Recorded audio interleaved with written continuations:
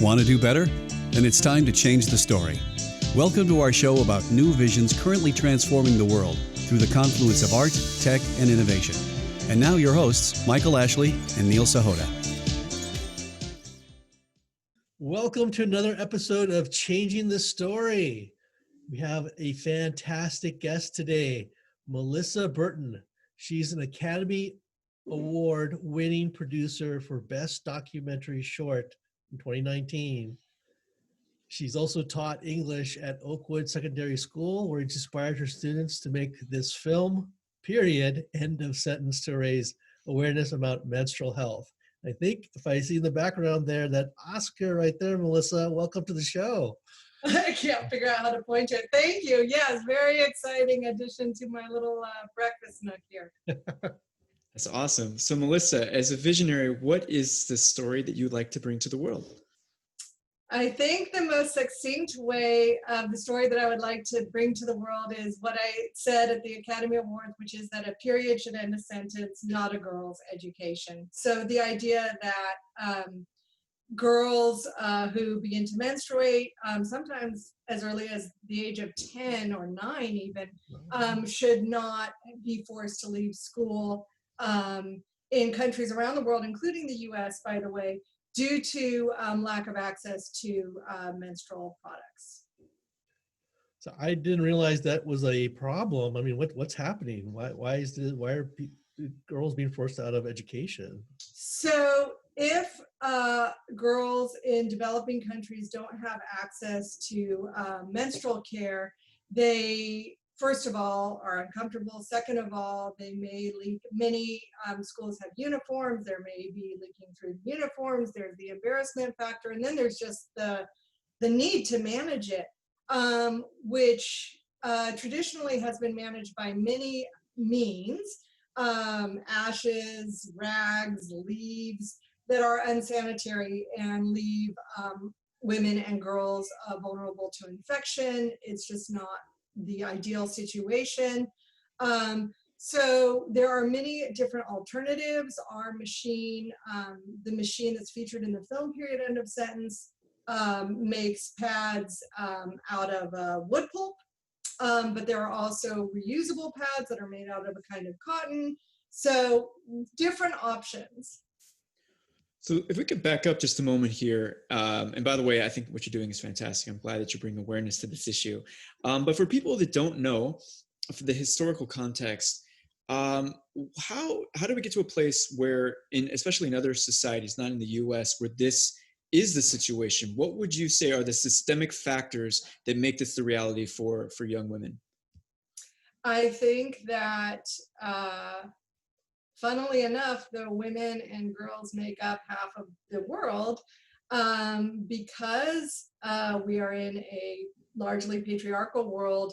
I think that there's so much stigma and shame around, and so much confusion and lack of education around what menstruation actually is, that the lack of knowledge and the lack of ability to talk about it really lends to the stigma being perpetuated over the years, leads to period care being sort of lowest on the scale of what seems to be important to give funds to. People will fund a lot of things, but period care seems like somehow it missed the boat, and I don't know how, since it's so crucial to all of us.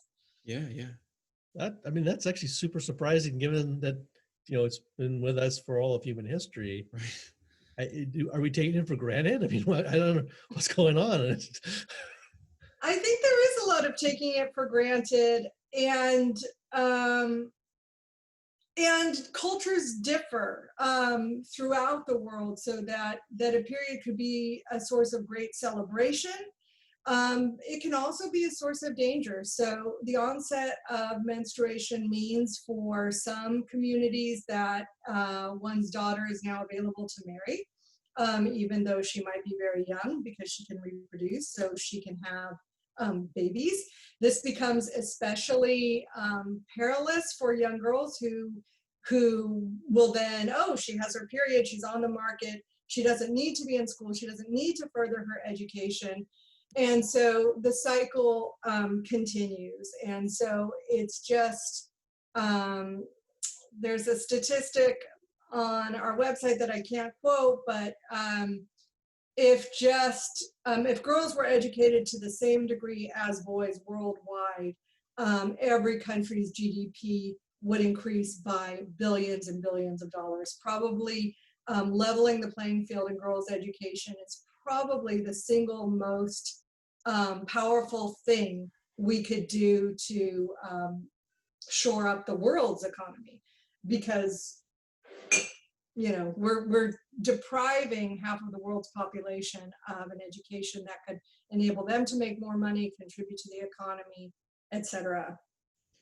That's an absolutely stunning statistic, and I don't doubt absolutely that is the case. I also feel you brought up a very good point about the patriarchal society that we're living under, but I also wonder how families and how parents can help their children. I do remember hearing stories when I was in health class in high school. I've heard stories from my wife and friends about how they were ostracized. There's stories about going to the pool and things like that. How can we begin to change the conversation that we have from moms and dads at home?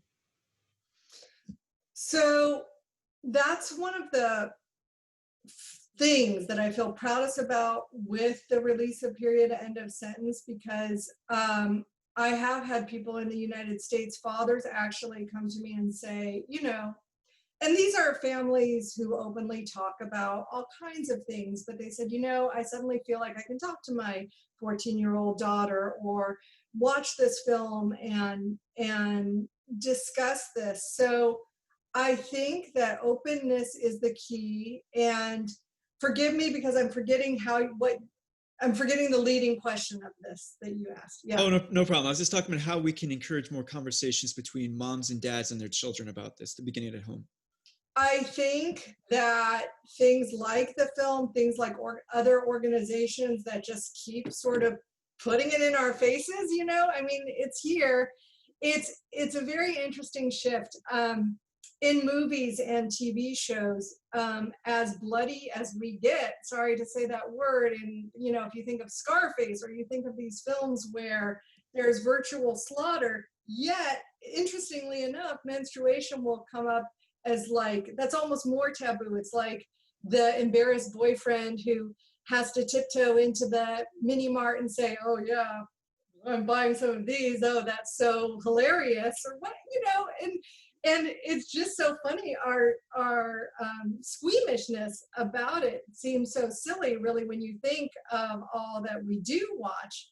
But interestingly, after the film, there were some journalists who were saying things like menstruation is having its moment, and I think that gradually things are coming to the fore and people are being more comfortable talking about it. I often share the story that in the weeks before the Academy Award, the Hollywood Reporter does a series where they have anonymous members of the different branches of the Academy say what they think would win, and a venerated but anonymous long-standing male member of the Academy, a director, said none of the directors are going to vote for a documentary about periods because really that is just too icky.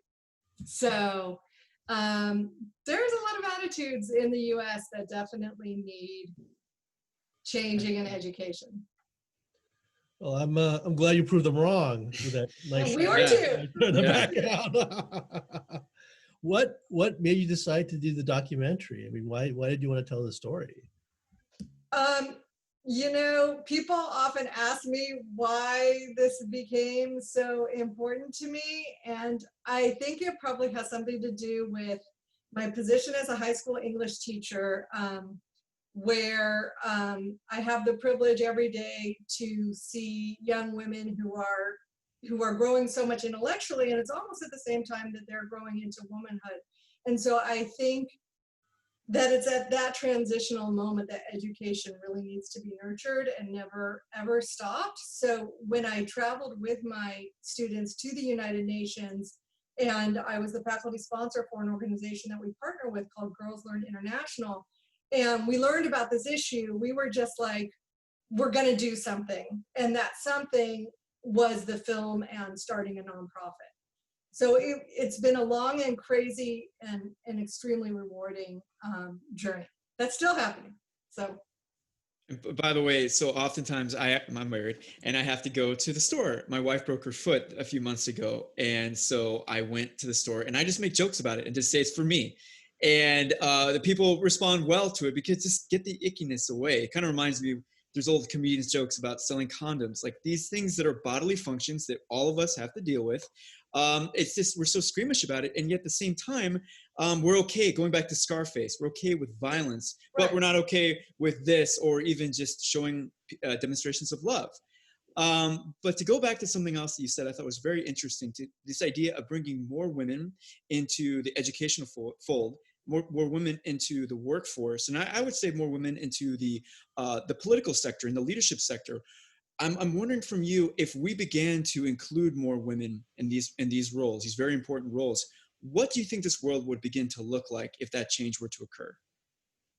Beautiful. I think that would be a great thing, right? And one thing so there are terrific organizations that came along with or much before the PAD Project, which is the nonprofit organization that raised the money for the film. And what they do is they give much needed sanitary pad kits to communities.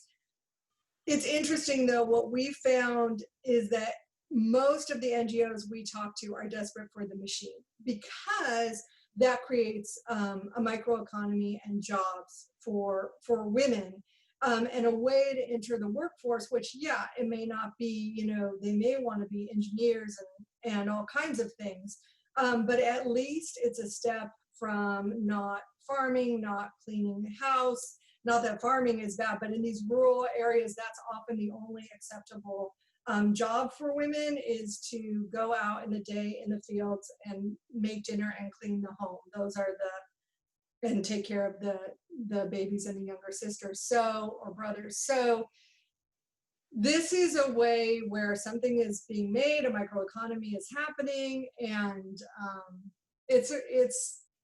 and so I think that the more women that are in the workforce, I mean, we're in this, you are both great men, but we're in this interesting time now with COVID-19. And there's been these studies where in women-led countries, the instances of the spread of the disease has been much less and handled much better. So, and also we're in a time of police brutality and a lot of discussion around that. And there's a lot of studies that show that if more women were on the police force, for instance, the ways of de-escalating violence are, I don't know what the word is, I don't want to say better, but maybe the violence wouldn't be so immediate. You're bringing up some interesting points on this because, if I remember correctly, was the police captain of Atlanta when they stepped down after that shooting at the Wendy's was actually a woman. I think her name was Erica Shields. Yes. And I noticed that too. And I was like, just like, I'm taking ownership of this, Yeah. And I thought, wow, that's a really brave, bold move and a very leadership type of move. Yeah. Kind of curious why nobody else was doing that. Yeah, no, it's a really good point. I was really interested in that as well. I also kind of curious because you were talking about COVID-19, which we've all suffered through and still are. And, I was reading articles I saw myself about, women are getting hit the hardest by it, right? Because they're still trying to work, still trying to take care of the kids, trying to take more, the household chores. And at least men are observing this, but I think like I can, like myself included, we're taking enough action to try and help out. And I was actually thinking about that. I'm like, yeah, why didn't I see this differently, and why not sooner? Yeah, it's interesting. I mean, I think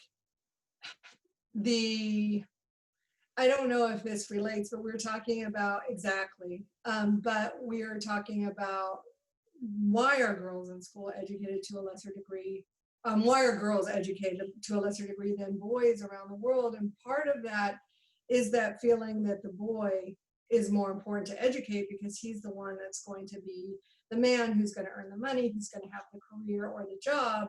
Whereas we need the daughter to stay here, get water from the well, do the housework because her job is not going to be as crucial. So kind of shifting the thinking that no, actually, it helps everyone, the men and women in the household, when a woman can work. You had mentioned that you're a high school teacher, and so you're interacting with young boys, young girls. And I wonder, I have my own recollections of being in high school and junior high and talking about these things, these type of issues. And then, there were certain attitudes that were then, and there are certain attitudes that are now. I wonder what has been the reaction from young boys around this issue. What do you observe when you bring up topics like this? So, true confession, I go to a very progressive, you might not be surprised, high school called Oakwood School, and they've been wonderful and very receptive. And I have to say that with all the sort of front and center we were with the documentary and with students leading this and talking about it at school assemblies, we probably had to have that kind of progressive community for it to even fly, for it to go. But the funny thing is that my daughter, who was in this project with me since the beginning, who's now 25, but when she was a senior in high school, she wanted to, we were on the brink, we were going to embark on this film, we were going to put a pad machine in, and she's like, okay, I want to tell everyone at our all school assembly what the pad project is doing and what we're doing. And I am ashamed to say I completely discouraged her. I didn't want her to be the target of shame. If I had imagined doing that at my high school, that would have been no way. But like many teenagers, she completely ignored mom's advice. She went ahead and did it. And then one of the like surfer dudes in the school turned to his friend and said, "Did she just talk about her period in front of the whole school? No way, that's so cool." So I think that attitudes are shifting, and I think that if people are, loud and proud to use the phrase, attitudes will shift. But it's definitely something we're negotiating, and Yeah. I'm sure she's gonna start somewhere, right? Yeah, gotta start somewhere. I guess I would have thought that like social media would have been a good way to open up some of these, sensitive conversations, because I feel like with social media, people are so open and sharing, and sometimes we forget some of these, normal boundaries that would be actually a good channel to tap into for, like women's health and then menstrual health. Are you finding that's the case? Definitely. I am really proud of my students who are on our social. They laugh at me. I'm the dinosaur. I'm way behind. I don't know how to do all the posting, but on our social media, that really is. You're absolutely right where the conversation is. And they do a terrific job of keeping the discussion going. And there's so much happening around menstrual rights and menstrual hygiene and what's going on, from the tampon tax, abolishing the tampon tax in many states, to realizing that all menstruators, it's LGBTQ month, and important to know also that not all menstruators are women, not all women menstruate. So a lot of work is being done, and a lot of thoughts are changing in the space, and it's exciting to be sort of right in there with that. So it's really nice. That's cool. I got to ask, because you mentioned Tampon Tax. I can't say I'm familiar with that. Me too, actually. I was wondering the same thing. Okay, so, and I'm worried I'm going to get the number wrong because happily it's changed. I think that 13 states so far have abolished what's known as the pink tax.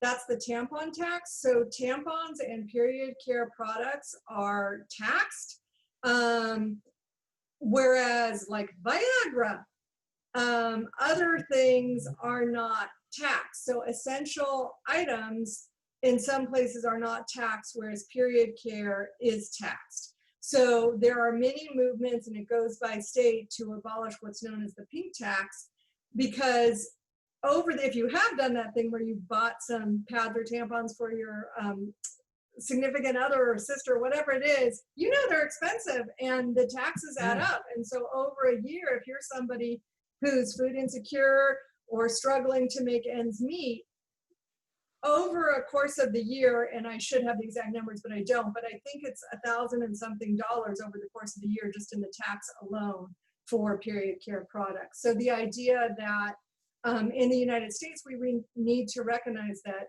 period care is a necessity. It's not really a luxury. It's a luxury tax that's placed on tampons. Wow. By the way, I know they're expensive. I've experienced that. I did not know that there was a tax on that. So that's something that astonishes me. Returning to the question that Neil had a moment ago, I think it's if I were going to point to something as to why these attitudes are changing, I think especially in the last 20 years, the rise of social media, where there are a lot of bad things about social media, I would say too. But the good thing I would say is that we've become a more confessional society in a good way, where it's okay to be vulnerable. And I credit people like Brene Brown for making people heroic who are being brave and talking about this stuff. And I think that we're seeing that among young people too, who, they're on their phones a lot more, but they're okay to share stuff that I think was not okay a generation ago, not okay at all. So I wonder, again, because a big part of the show is about futurism in a positive way, I wonder what you think as these young boys, young girls grow up in the next 20, 30 years. I mean, what do you think, what kind of world are you anticipating we're going to have as they get more comfortable? Reminded by the way, of that guy, that surfer that thought it was cool, because that was not my experience of people when I was in high school talking about stuff like this. So I wonder what your thoughts are there. Yeah, I do think that it's a cultural shift, and I do think we're going more and more in that direction. I think that it's a matter of, again, talking about it, accepting it, not making it a shameful thing. As women, and if you're around women, you probably know there are so many code words for period, and some of these are very negative too. And really, right, we all wouldn't be here were it not for, half of our population able to menstruate and carry babies and all of that stuff. So I think it's really a shift that is gonna take place over time, like many shifts, that we see, social and cultural and civil rights shifts that people are finally going to come around to, I think. We fast forward to 10 years in the future, so it's 2030. What would you like to see in terms of menstrual health? What would you think the world will be like? It's a great question. I would like to see I would like to see everybody have accessible period care, and so that no one is denied her full and equal citizenship because of a natural biological process, so that women can participate fully and equally as citizens in their own community, and not be taken out of that because of menstruation. Well, I very much want to see that too. And I think so do our listeners. If they want to get in touch with you, if they want to learn more about what you're doing, how can they do so? www.thepadproject.org. You can reach me at Melissa Berton, Berton with an E, at thepadproject.org. We're on Facebook, we're on Instagram. Follow us and join the conversation. We love hearing from everybody. Oh, that's fantastic. And we'll make sure for all our audience members, all that information is in the show notes, and please do check it out. It's actually an amazing project. And Melissa, thank you so much for being on the show. You were a fantastic guest. Thanks for having me. I love changing the story and all of your ideas. Absolutely. Thank you. Hey, if you like today's show, please remember to hit the like button and leave a comment. If you've been enjoying the Changing the Story podcast series, please subscribe and share it with your friends. Thank you.